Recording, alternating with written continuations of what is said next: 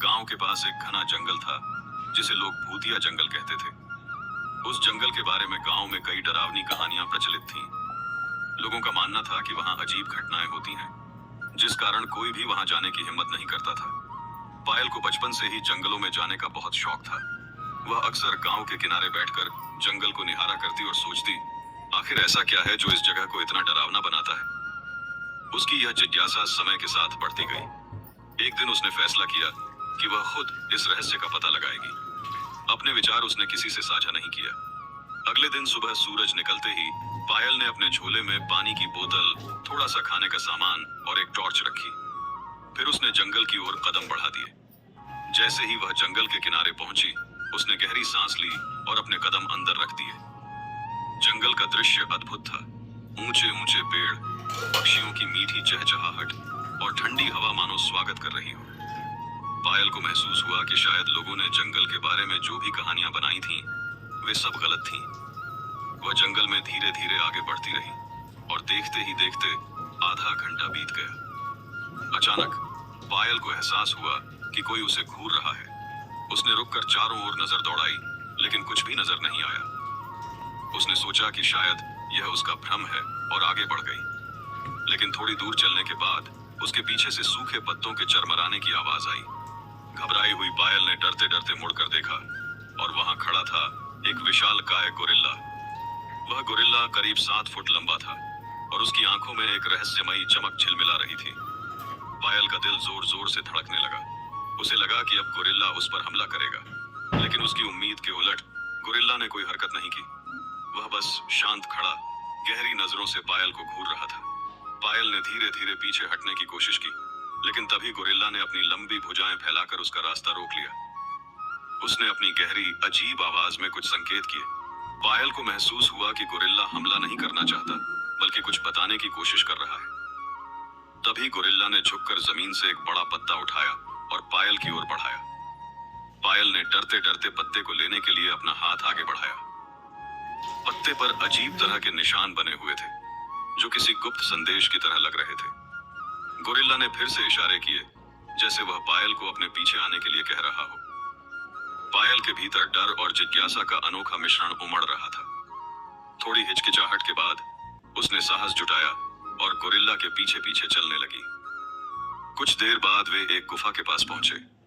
Gorilla ने गुफा की ओर इशारा किया, मानो वह पायल को अंदर जाने का संकेत दे रहा हो। पायल ने झिझकते हुए गुफा के अंदर झांका और उसे कुछ चमचमाता हुआ नजर आया। उसकी उत्सुकता बढ़ गई और वह धीरे धीरे उस चमकती चीज के पास गई। पास जाकर उसने देखा कि वह एक चमचमाता हुआ हाथ था, जो धातु जैसा लग रहा था। उसके बगल में एक पुरानी डायरी रखी हुई थी। पायल ने सावधानी से डायरी उठाई और उसे खोलने लगी। जैसे ही उसने पहला पन्ना पलटा, अचानक उसे ऐसा महसूस हुआ जैसे किसी ने उसे पीछे से धक्का दिया हो। वह घबराकर तुरंत पलटी, लेकिन पीछे कोई नहीं था। गुफा के बाहर खड़ा गोरिल्ला उसे गंभीर नजरों से, उसकी आंखों में एक अजीब सा दर्द और कुछ कहने की कोशिश झलक रही थी। पायल ने ध्यान फिर डायरी पर केंद्रित किया। उसमें लिखी बातें बेहद रहस्यमयी थीं। डायरी में बताया गया था कि वह गोरिल्ला कभी एक इंसान था, लेकिन एक प्राचीन श्राप के कारण उसका रूप बदलकर गोरिल्ला बन गया। श्राप को तोड़ने के लिए गोरिल्ला को एक निर्दोष व्यक्ति की सहायता चाहिए थी, जो निस्वार्थ भाव से उसकी मदद करे। यह सब पढ़कर पायल हतप्रभ रह गई। उसे समझ नहीं आ रहा था कि वह क्या करे। उसने गोरिल्ला की ओर देखा, जो अब भी चुपचाप खड़ा उसे देख रहा था। उसकी आंखों में दर्द और उम्मीद की झलक साफ दिखाई दे रही थी, जैसे वह पायल से सहायता की विनती कर रहा हो। पायल ने सोचा कि अगर यह गोरिल्ला सच में कभी इंसान था, तो उसकी मदद करना उसका कर्तव्य है। उसने हिम्मत जुटाई और डायरी के अगले पन्ने पलटे। वहां श्राप तोड़ने का तरीका लिखा था, लेकिन निर्देश बेहद रहस्यमयी और स्पष्ट थे। उसमें एक गूढ़ मंत्र और एक खास दिन का जिक्र था। पायल को कुछ समझ नहीं आ रहा था, लेकिन गोरिल्ला ने फिर से इशारे किए और उसे जंगल के और भीतर ले जाने लगा। जंगल के रास्ते में पायल ने महसूस किया कि गोरिल्ला बार बार चौकन्ना होकर इधर उधर देख रहा है, जैसे उसे किसी खतरे का डर हो। वह कभी तेज चलने लगता, तो कभी रुककर ध्यान से चारों ओर देखता। पायल का दिल बेचैन था, लेकिन उसने हिम्मत नहीं हारी और उसके साथ चलती रही। कुछ समय बाद वे एक छोटी सी झील के पास पहुंचे। झील का पानी बेहद शांत और रहस्यमय लग रहा था। गोरिल्ला ने इशारे से पायल को झील के पानी में झांकने के लिए कहा। पायल ने जैसे ही झील में झांका, उसे अपना प्रतिबिंब अजीब सा नजर आया। ऐसा लगा जैसे झील के भीतर से कोई अदृश्य शक्ति उसे अपनी ओर खींच रही हो। घबराई हुई पायल तुरंत पीछे हटने लगी, लेकिन गोरिल्ला ने उसका हाथ थाम लिया। उसने शांत संकेतों से पायल को समझाया कि डरने की कोई जरूरत नहीं है। तभी झील के शांत पानी से एक गहरी और रहस्यमय आवाज गूंजी, जो पूरी जगह में गूंजने लगी। वह आवाज बोली, यदि तुम इस गोरिल्ला की मदद करना चाहती हो, तो तुम्हें अपनी सबसे कीमती चीज का त्याग करना होगा। पायल यह सुनकर ठिठक गई। उसके मन में हलचल मच गई। उसने गोरिल्ला की ओर देखा, जो बेचैनी से झील की ओर देख रहा था। उसकी आंखों में दर्द और उम्मीद का अनोखा मिश्रण साफ झलक रहा था, जैसे वह पायल से किसी अदृश्य मदद की गुहार कर रहा हो। पायल के मन में सवालों की बाढ़ आ गई। क्या यह गोरिल्ला सच में निर्दोष है? क्या इसकी मदद करना सही होगा, या इससे किसी बड़े खतरे का सामना करना पड़ेगा? झील की आवाज ने फिर से गूंजते हुए कहा, तुम्हारे पास ज्यादा समय नहीं है, फैसला करो। पायल की सांसें तेज हो गईं। झील की आवाज उसके भीतर गहरे डर और उलझन का संचार कर रही थी। उसके सामने दो स्पष्ट रास्ते थे। पहला, गोरिल्ला की मदद करना और इस रहस्य का हिस्सा बन जाना। दूसरा, अपनी सुरक्षा को प्राथमिकता देकर यहां से लौट जाना। उसकी नजरें गोरिल्ला पर टिकी थीं, जो अब भी दर्द और उम्मीद भरी नजरों से उसे देख रहा था। गोरिल्ला के चेहरे पर बेचैनी और असहायता साफ नजर आ रही थी। पायल के भीतर सवालों का तूफान चल रहा था, लेकिन उसके पास फैसला करने के लिए ज्यादा वक्त नहीं था। उसने एक गहरी सांस ली और उसकी आंखों में दुविधा और साहस का अजीब सा मिश्रण दिखाई देने लगा। अब उसे तय करना था कि वह कौन सा रास्ता चुनेगी। झील की आवाज ने फिर से गूंजते हुए कहा, तुम्हें जल्दी निर्णय लेना होगा। इस गोरिल्ला को फिर से इंसान बनाने के लिए तुम्हें अपनी सबसे प्रिय चीज का बलिदान करना होगा। पायल ने झील की ओर देखते हुए पूछा, मेरी सबसे प्रिय चीज क्या है? झील की आवाज ने उत्तर दिया, यह तुम्हारे दिल पर निर्भर करता है। जिसे तुम सबसे अधिक प्रिय मानती हो, वही त्याग करना होगा। पायल गहरी सोच में डूब गई। उसके मन में सवाल उठने लगे कि उसकी सबसे प्रिय चीज क्या है। उसका परिवार, उसकी स्वतंत्रता या उसकी पहचान? सोचते हुए उसने गोरिल्ला की ओर देखा। उसकी आंखों में दर्द और उम्मीद का अनोखा मेल था, जैसे वह पायल के निर्णय की प्रतीक्षा कर रहा हो। पायल ने साहस बटोरकर कहा, मैं त्याग करने को तैयार हूं, लेकिन पहले यह जानना चाहती हूं कि तुम कौन हो और तुम्हारे साथ ऐसा क्यों हुआ। गोरिल्ला ने धीरे से झील के पानी की ओर इशारा किया। उसी पल झील का पानी हलचल करने लगा और उसमें एक कहानी उभरने लगी। पायल ने देखा कि वह गोरिल्ला एक समय में एक राजकुमार था, जिसका नाम अरुण था। पायल ने देखा कि वह महिला कोई साधारण व्यक्ति नहीं, बल्कि एक जादूगरनी थी।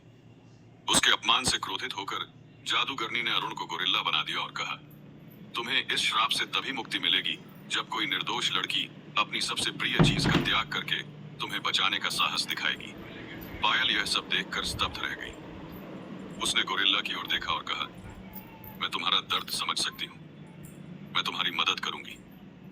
तभी झील की आवाज फिर से गूंज उठी, यदि तुमने त्याग किया तो गोरिल्ला फिर से इंसान बन जाएगा, लेकिन ध्यान रखना, तुम्हारे जीवन में एक ऐसी कमी आ जाएगी जिसे तुम हमेशा महसूस करोगी। पायल ने कुछ पल के लिए अपनी आंखें बंद की। उसने धीरे धीरे अपने माता पिता, अपने सपनों और अपनी जिंदगी के बारे में सोचा, लेकिन गोरिल्ला की पीड़ा देखकर उसका दिल भर आया।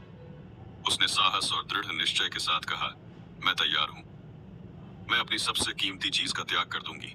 पायल ने दृढ़ता से कहा। झील की लहरें अचानक शांत हो गईं और एक दिव्य प्रकाश झील के पानी से उठकर पायल को घेरने लगा। गोरिल्ला भी उस रोशनी के भीतर खड़ा हो गया। पायल ने महसूस किया कि उसकी यादों का एक हिस्सा धीरे धीरे धुंधला होने लगा। प्रकाश ने उसे संबोधित करते हुए पूछा, क्या तुम जानती हो कि तुम किस चीज का त्याग कर रही हो? पायल ने जवाब दिया, नहीं, लेकिन मैं इसके लिए तैयार हूं। जैसे ही उसने यह कहा, वह दिव्य रोशनी चारों ओर फैलने लगी। गोरिल्ला का शरीर कांपने लगा और धीरे धीरे छोटा होने लगा। उसके लंबे हाथ पैर सिकुड़ गए और उसकी भारी आकृति हल्की होती गई। वह धीरे धीरे एक इंसान में बदलने लगा। पायल ने देखा कि गोरिल्ला अब एक सुंदर और साहसी युवक में बदल चुका था। वह युवक अरुण था, जिसने पायल की ओर देखा। उसकी आंखों में कृतज्ञता के आंसू छलक आए। उसने कहा, तुमने मेरे लिए जो किया है, उसके लिए मैं सदा तुम्हारा आभारी रहूंगा। लेकिन तभी पायल को महसूस हुआ कि कुछ अजीब हो रहा है। उसकी यादें धीरे धीरे धुंधली होने लगी। पायल ने खुद को अपने माता पिता और अपने घर के बारे में सोचने की कोशिश की, लेकिन सब कुछ धुंधला हो गया। घबराकर उसने अरुण से पूछा, मुझे क्या हो रहा है? अरुण ने दुख भरे स्वर में जवाब दिया, तुमने अपनी सबसे कीमती चीज यानी अपनी यादें त्याग दी हैं। अब तुम अपने परिवार, अपने घर और अपनी पुरानी जिंदगी को भूल जाओगी। यह सुनकर पायल के लिए यह सहना बेहद कठिन था। उसने अरुण से कहा, मैंने यह सब तुम्हारे लिए किया, लेकिन क्या अब मैं अपने परिवार को कभी नहीं देख पाऊंगी? अरुण ने सिर झुका लिया और गहरी आवाज में कहा, तुमने बहुत बड़ा बलिदान दिया है पायल। मैं इसे कभी नहीं भूलूंगा, लेकिन मैं वादा करता हूं कि तुम्हें हमेशा खुश रखने की पूरी कोशिश करूंगा। पायल की आंखों से आंसू बहने लगे, लेकिन उसने अपने दिल को संभालते हुए धीमे स्वर में कहा, अगर मेरी यादें ही मेरी सबसे कीमती चीज थीं, तो मैंने सही फैसला किया है। पायल ने कहा, तुम्हारी मुक्ति मेरे लिए सबसे महत्वपूर्ण थी। अरुण ने उसका हाथ थामा और झील की ओर देखते हुए वादा किया, मैं पायल की हर मुश्किल में उसका साथ दूंगा। झील ने दोनों को आशीर्वाद देते हुए कहा, तुम्हारा मिलन अब एक बड़े उद्देश्य के लिए है। तुम्हारे बलिदान की कीमत जल्द ही स्पष्ट होगी। झील के पास का वातावरण अचानक शांत और दिव्य हो गया। पायल, जिसने अपनी यादों का त्याग किया था, अब अपने अतीत से पूरी तरह कट चुकी थी। उसे अपना गांव, अपने माता पिता और अपनी पुरानी जिंदगी का कुछ भी याद नहीं था। उसके मन में एक अजीब सा खालीपन था। अरुण ने उसका हाथ थामते हुए कहा, तुमने मेरे लिए जो किया उसका कर्ज मैं कभी नहीं चुका सकता, लेकिन अब यह मेरी जिम्मेदारी है कि मैं तुम्हें एक नई जिंदगी दूं। चलो यहां से चलते हैं, अरुण ने दृढ़ता से कहा। पायल ने उसकी ओर देखा। उसकी आंखों में अनजानापन झलक रहा था। उसने कहा, मुझे नहीं पता कि मैं कौन हूं, लेकिन अगर तुम कह रहे हो कि तुम मेरी मदद करोगे तो मैं तुम्हारे साथ चलूंगी। दोनों जंगल के रास्तों से गुजरते हुए गांव की ओर बढ़ने लगे। अरुण ने पायल से वादा किया कि वह उसे एक खुशहाल जिंदगी देगा, लेकिन जैसे ही वे गांव के करीब पहुंचे, अजीब घटनाएं शुरू हो गईं। गांव के लोग उन्हें जंगल से बाहर आते देख हैरान और सहमे हुए थे। उनकी आंखों में डर और आशंका साफ झलक रही थी।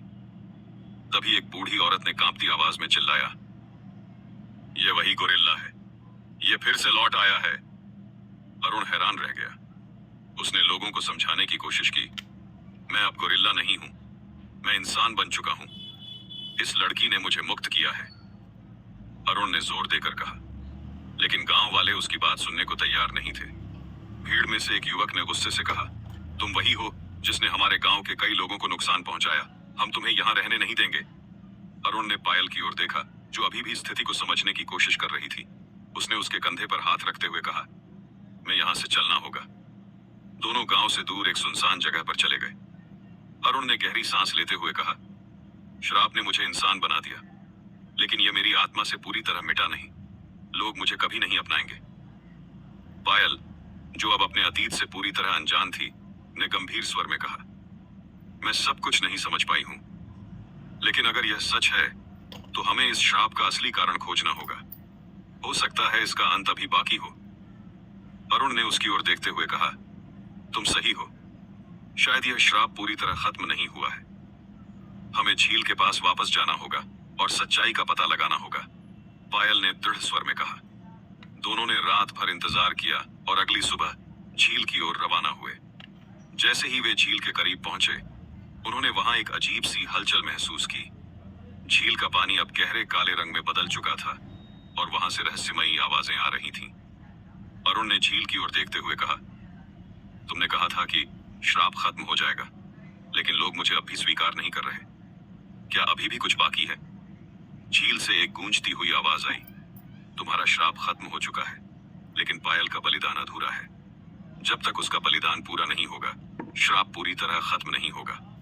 पायल ने चौंक कर पूछा, मेरा बलिदान अधूरा? मैंने तो अपनी यादों का त्याग कर दिया है, अब और क्या बाकी है? झील की गूंजती आवाज ने उत्तर दिया, तुमने अपनी यादों का त्याग किया, लेकिन यह बलिदान केवल तुम्हारे अतीत को छूता है। इस श्राप को पूरी तरह खत्म करने के लिए तुम्हें अपनी आत्मा की गहराई से त्याग करना होगा। अरुण का चेहरा गुस्से और पीड़ा से भर गया। उसने झील की ओर चिल्लाकर कहा, यह अन्याय है, उसने पहले ही बहुत कुछ खो दिया है, मैं इसे सहन नहीं कर सकता, अरुण ने कसमसाते हुए कहा। लेकिन झील की शांत और स्थिर आवाज गूंजी, यह श्राप उसी त्याग से बंधा है। यदि वह यह त्याग नहीं करती तो तुम फिर से उसी गोरिल्ला के रूप में लौट जाओगे और इस बार तुम्हें कोई बचा नहीं सकेगा। पायल की आंखों में आंसू छलक आए। उसने धीमे स्वर में कहा, अगर यही सच है तो मैं त्याग के लिए तैयार हूं। अरुण ने उसका हाथ पकड़ते हुए कहा, नहीं, मैं तुम्हें और खोने नहीं दूंगा। मैं इस रूप में ही जी लूंगा, लेकिन तुम्हारी जिंदगी को और खतरे में नहीं डाल सकता।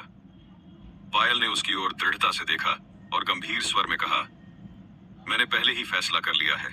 अगर तुम्हारा दर्द मेरे बलिदान से खत्म हो सकता है तो मुझे यह करना होगा। झील की आवाज ने फिर से पायल को संबोधित किया, इस बार तुम्हें अपनी इच्छाओं और सपनों का त्याग करना होगा। इसका मतलब यह है कि तुम्हारी जिंदगी से खुशी, प्रेम और सपने हमेशा के लिए दूर हो जाएंगे। तुम दूसरों के लिए जीने वाली एक परछाई बन जाओगी। क्या तुम इसके लिए तैयार हो? पायल ने बिना किसी झिझक के कहा, हाँ, मैं तैयार हूं।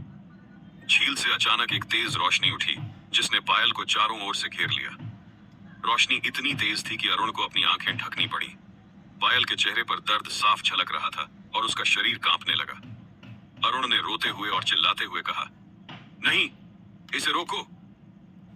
लेकिन झील की प्रक्रिया रुकने वाली नहीं थी। रोशनी बढ़ती रही और पायल का शरीर धीरे धीरे हल्का और कमजोर होता गया। जब रोशनी थमी तो पायल जमीन पर गिर पड़ी।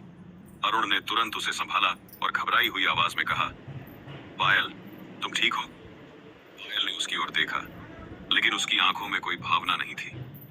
उसने धीमी आवाज में कहा, अब मैं सिर्फ तुम्हारे लिए हूं। मेरी जिंदगी का एकमात्र उद्देश्य तुम्हारा साथ देना है। अरुण समझ गया कि पायल ने अपनी हर इच्छा, हर सपना और अपनी पूरी पहचान को त्याग दिया है। यह सोचकर उसका दिल अंदर से टूट चुका था। उसने पायल का हाथ थामते हुए कहा, मैं तुम्हारी इस कुर्बानी को कभी व्यर्थ नहीं जाने दूंगा। लेकिन वह ठहर गया। उसकी आंखों में अचानक सवाल उमड़ने लगे। उसने गंभीर स्वर में कहा, क्या झील ने हमें सच में सारा सच बताया है, या इस कहानी में अभी भी कोई बड़ा रहस्य छिपा हुआ है? पायल का चेहरा शांत था, लेकिन उसकी आंखों में किसी भी तरह की भावना का नामो निशान नहीं था। वह अरुण के पास खड़ी थी, मगर ऐसा लग रहा था जैसे वह अब एक जीवित इंसान नहीं बल्कि एक खाली खोल बन चुकी हो। अरुण ने उसे देखते हुए कहा, पायल, मैंने तुम्हारे लिए ऐसा कभी नहीं चाहा था। ये सब मेरी वजह से हुआ है। मैं तुम्हें इस हालत में नहीं देख सकता। पायल ने धीमे स्वर में कहा, अब मेरी कोई इच्छा नहीं है, कोई सपना नहीं है। मेरी जिंदगी का मकसद केवल तुम्हारी मदद करना है। अरुण का दिल मानो 1000 टुकड़ों में बंट गया। उसने झील की ओर देखते हुए चिल्लाकर कहा, क्या यही तुम्हारा न्याय है? मैंने जो गलती की थी उसकी सजा मुझे मिली, लेकिन इस लड़की ने सिर्फ भलाई का काम किया। उसे इस तरह क्यों भुगतना पड़ रहा है? झील की आवाज फिर से गूंजी, शांत लेकिन गहरी। अरुण, यह श्राप तुम्हारी गलती का परिणाम था, लेकिन पायल ने अपनी मर्जी से इस बलिदान को चुना है। हर श्राप की जड़ केवल सतही नहीं होती, यह किसी के कर्मों की गहराई में छिपी होती है। अरुण ने झील की ओर देखते हुए पूछा, क्या इसका मतलब है कि इस श्राप के पीछे अब भी कोई सच छिपा हुआ है? झील की आवाज गंभीर हो गई। अगर तुम इस श्राप की असली जड़ तक पहुंचना चाहते हो तो तुम्हें अपने अतीत की ओर लौटना होगा। अरुण ने सवाल किया, मेरे अतीत में ऐसा क्या है जिसे मैंने जानने से चूक गया? झील ने गंभीर स्वर में उत्तर दिया, तुम्हारा श्राप केवल जादूगरनी की नाराजगी का परिणाम नहीं था। इसके पीछे एक और गहरा रहस्य है। जादूगरनी ने तुम्हें गोरिल्ला इसलिए बनाया क्योंकि उसने तुम्हारे परिवार से एक पुराना हिसाब चुकता करने का फैसला किया था। अरुण चौंक गया और हैरान होकर बोला, पुराना हिसाब? यह कैसे संभव है? झील ने जवाब दिया, कई साल पहले तुम्हारे पूर्वजों ने जादूगरनी के गांव पर हमला किया था। उन्होंने उसके लोगों को नुकसान पहुंचाया और उसके परिवार को नष्ट कर दिया। जादूगरनी ने उस दिन कसम खाई थी कि वह तुम्हारे परिवार को इसकी सजा जरूर देगी। तुम्हारे पिता ने उसे रोकने की कोशिश की, लेकिन यह श्राप तुम्हारी किस्मत बन गया। अरुण को यह सुनकर बड़ा सदमा लगा। अब उसे यह समझ में आ गया कि यह सिर्फ उसकी गलती नहीं थी, बल्कि उसके पूर्वजों के कर्मों का भी परिणाम था। उसने झील से पूछा, अगर यह सच है तो मैं इस श्राप को पूरी तरह से कैसे खत्म कर सकता हूं? झील ने जवाब दिया, तुम्हें जादूगरनी को ढूंढना होगा और उससे माफी मांगनी होगी, लेकिन यह कोई आसान काम नहीं है। वह अभी भी इस जंगल के कहीं छिपी हुई है और उसकी खोज में जाना जानलेवा साबित हो सकता है। पायल, जो अब अपनी इच्छाओं और सपनों से मुक्त हो चुकी थी, बोली, मैं तुम्हारे साथ चलूंगी। जादूगरनी तक पहुंचने में तुम्हारी मदद मुझे करनी होगी। अरुण ने उसे रोकने की कोशिश की। नहीं पायल, ये बहुत खतरनाक है। लेकिन पायल ने दृढ़ता से कहा, अब मेरी जिंदगी का एकमात्र उद्देश्य तुम्हारी मदद करना है। मुझे रोकने की कोशिश मत करो। दोनों ने झील से विदा ली और जादूगरनी की तलाश में गहरे जंगल की ओर बढ़ने लगे। जंगल अब और भी अधिक अंधेरे और भयावह हो गया था। जगह जगह से जंगली जानवरों की डरावनी आवाजें सुनाई दे रही थीं, लेकिन दोनों ने अपने कदम नहीं रोके। कुछ समय बाद उन्हें एक पुरानी जीर्ण शीर्ण झोपड़ी दिखी, जिसके अंदर से धुआं निकल रहा था और चारों ओर काले रंग की लताएं फैल रही थीं। अरुण ने पायल की ओर देखा और कहा, यह वही जगह हो सकती है। वे दोनों झोपड़ी के पास पहुंचे और दरवाजे को खटखटाया। अंदर से एक कर्कश आवाज आई, कौन है? क्या तुम नहीं जानते कि इस जगह पर आना मना है? अरुण ने दरवाजे के पास खड़े होकर कहा, मैं अरुण हूँ। मैं माफी मांगने आया हूँ। मेरे परिवार ने जो किया उसके लिए मैं लज्जित हूँ। कृपया मेरा श्राप समाप्त कर दो। दरवाजा खुला और एक बुजुर्ग महिला बाहर आई। उसके सफेद उलझे बाल थे और उसकी आंखों में गहरी और डरावनी चमक थी। उसने अरुण को देखा और कहा, तुम माफी मांगने के लिए यहाँ आए हो? क्या तुम्हें लगता है कि सिर्फ माफी से सब कुछ ठीक हो जाएगा? अरुण ने दृढ़ता से उत्तर दिया, मुझे पता है कि माफी ही पर्याप्त नहीं है, लेकिन मैं अपनी गलती को सुधारने के लिए हर प्रयास करने को तैयार हूँ। जादूगरनी ने पायल की ओर देखा और पूछा, यह लड़की कौन है? क्या यह भी तुम्हारे परिवार से संबंधित है? पायल ने शांत स्वर में कहा, मैं इस पर अपना सब कुछ त्याग चुकी हूँ। अब इस दुनिया में मेरी कोई अलग पहचान नहीं है। जादूगरनी जोर से हंस पड़ी और बोली, ये लड़की तुम्हारी सबसे बड़ी ताकत भी है और सबसे बड़ी कमजोरी भी। यदि तुम सच में अपने श्राप को समाप्त करना चाहते हो, तो तुम्हें अपना सबसे बड़ा बलिदान देना होगा। अरुण ने चौंक कर पूछा, सबसे बड़ा बलिदान? वह क्या है? जादूगरनी ने गंभीर स्वर में उत्तर दिया, तुम्हें इस लड़की को हमेशा के लिए छोड़ना होगा। अरुण यह सुनकर गहरी चुप्पी में डूब गया। पायल को हमेशा के लिए छोड़ने का विचार उसके दिल को अंदर से तोड़ देने जैसा था। उसने पायल की ओर देखा, जो पूरी तरह शांत खड़ी थी। उसकी आंखों में किसी भी तरह की भावना नहीं झलक रही थी। वह अब केवल एक खाली खोल की तरह लग रही थी, जिसका एकमात्र मकसद अरुण की मदद करना बन चुका था। अरुण ने एक लंबी सांस ली और दृढ़ स्वर में जादूगरनी से कहा, तुम्हारा यह प्रस्ताव मेरे लिए असंभव है। पायल की वजह से ही मैं अपनी मानवता वापस पा सका हूँ। वह मेरी सबसे बड़ी ताकत है। मैं उसे कभी नहीं छोड़ सकता। जादूगरनी ने ठंडी हंसी के साथ कहा, तो फिर तुम्हें यह स्वीकार करना होगा कि तुम्हारा श्राप कभी पूरी तरह खत्म नहीं होगा। तुम्हारी किस्मत में हमेशा अधूरी मुक्ति ही रहेगी। अरुण ने पायल की ओर मुड़कर कहा, मैं तुम्हें छोड़ने का ख्याल भी नहीं कर सकता। तुमने मेरे लिए अपना सब कुछ त्याग दिया है। तुम्हें अकेला छोड़ देना मेरे लिए संभव नहीं है। पायल ने शांत स्वर में जवाब दिया, अगर यही रास्ता है तो मैं तैयार हूं। जादूगरनी ने झोपड़ी के भीतर से एक चमकदार कटोरा निकाला, जिसमें एक रहस्यमय तरल भरा हुआ था। उसने कहा, इस कटोरे में जादुई मिश्रण है। इसे पीने के बाद तुम्हारी यादें धीरे धीरे धुंधली होने लगेंगी और अंततः तुम पायल को भूल जाओगे। लेकिन याद रखना, यह प्रक्रिया तुम्हारे मन और शरीर पर गहरा प्रभाव डालेगी। अरुण ने कटोरा हाथ में लिया और पायल की ओर देखा। उसने धीमे स्वर में कहा, पायल, मैं यह कदम तुम्हारे लिए नहीं, बल्कि तुम्हारे बलिदान को सार्थक बनाने के लिए उठा रहा हूं। अगर मैंने कभी तुम्हें दुख पहुंचाया हो तो मुझे माफ करना। पायल ने हल्की मुस्कान के साथ उत्तर दिया, मैंने तुम्हारे लिए सब कुछ त्याग दिया है। अगर तुम्हारी मुक्ति से मेरा बलिदान सफल होता है तो मुझे कोई पीड़ा नहीं होगी। अरुण ने गहरी सांस ली, एक पल के लिए अपनी भावनाओं को काबू में किया और कटोरे में भरी औषधि को पी लिया। जैसे ही उसने कटोरा खाली किया, उसका सिर चकराने लगा और वह लड़खड़ाने लगा। उसकी आंखें धीरे धीरे बंद होने लगीं और उसके शरीर में तीव्र दर्द उठने लगा। पायल ने उसे संभालने के लिए आगे बढ़ने की कोशिश की, लेकिन जादूगरनी ने उसे रोकते हुए कहा, उसे मत छूना। यह प्रक्रिया उसे अकेले ही पूरी करनी होगी। अरुण की यादें एक एक करके धुंधली पड़ने लगीं। उसे अपने गोरिल्ला बनने का दिन, झील के पास पायल का बलिदान और अंत में पायल का चेहरा स्पष्ट रूप से याद आया। लेकिन जैसे जैसे समय बीतता गया, ये सारी यादें उसकी चेतना से गायब होती चली गईं। कुछ देर बाद अरुण ने अपनी आंखें खोली। वह खुद को पूरी तरह से अलग महसूस कर रहा था। उसके शरीर में अब कोई दर्द नहीं था, लेकिन उसकी आंखों में एक गहरा खालीपन झलक रहा था। उसने चारों ओर देखा और धीरे से पूछा, मैं यहाँ कैसे आया? और ये लड़की कौन है? जादूगरनी ने संतोषपूर्ण मुस्कान के साथ कहा, तुम अब आजाद हो। तुम्हारा श्राप पूरी तरह खत्म हो चुका है, लेकिन अब तुम्हें यह कभी याद नहीं रहेगा कि यह सब कैसे हुआ। पायल ने अरुण को देखा, लेकिन उसकी आंखों में अब कोई आंसू नहीं थे। वह जान चुकी थी कि अरुण अब उसे कभी याद नहीं करेगा। उसने हल्के स्वर में कहा, अब तुम्हारी नई जिंदगी शुरू हो सकती है।